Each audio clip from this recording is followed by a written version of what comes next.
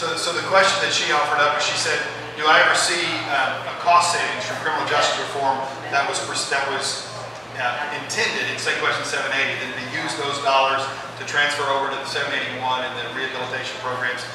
Just 780 and 781 is standalone, I don't. Like I said before, if that's all we do, it's going to take $1.9 billion more in order to fund 3 new prisons and all that kind of stuff. But that package of 10 or 12 bills, we had the Pew Research Institute come into Oklahoma, and they studied our criminal justice system. And they put together legislation and said, here's what we've done in other states, here's what other states have done, here's what you can do to bend the cost curve. If all 10 of those bills that Representative Biggs bottled up, if they all became law, then over the next few years you'd see a reduction in our incarceration rates. If we do nothing else, we're going to see an increase in incarceration requiring all those new prisons. So it's going to take that package of 10 additional bills passed in the next session to really bring that cost savings. This is kind of another fault. My husband's an attorney and we deal with clients. I work with him. And right now, they're not an 85% crime. They're only serving about 10%. So if they get a 10-year sentence, they get plea bargain down to 10-year sentence, they're only serving, they're out in a year or less. So what else can we do? I mean, what is the other? I mean, they're already serving so little. That's true, but part of it though is we've got simple possession laws that are too onerous and have minimums that are too high. Here's a statistic for you. When Pew came in and looked at our correctional system, they broke us down into long-term and short-term prisoners. Short-term prisoners being there for a few months or for a couple of years, and long-term being 10, 20, 30, lifers.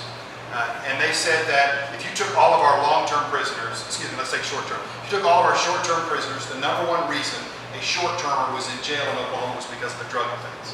And that's the case in all states that they looked at, about 25 or 30 other states.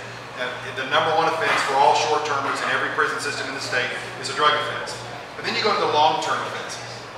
The number one reason people are in long-term incarceration in the state of Oklahoma isn't rape, isn't murder, isn't armed robbery, it's drug offenses. In the rest of the country, when all those other 25 or 30 other states, when they take them and list out the top 10 reasons as to why their prisoners are in long-term incarceration, drug offenses aren't in the top 10 in any other state. And it's number one in Oklahoma. We've got to get smarter in how we handle this. Our citizens are not meaner, nastier, or uglier, or more criminal than any other states. They're not. It's just how our legislature treats them is disproportionate to what other states do. And as governor, I would continue to lead the charge to fixing the criminal justice issues in the state of Oklahoma. Because we want a system that keeps people safe, right? We don't want to let everybody out. We want a system that keeps people safe, keeps the bad guys locked up, the good guys safe.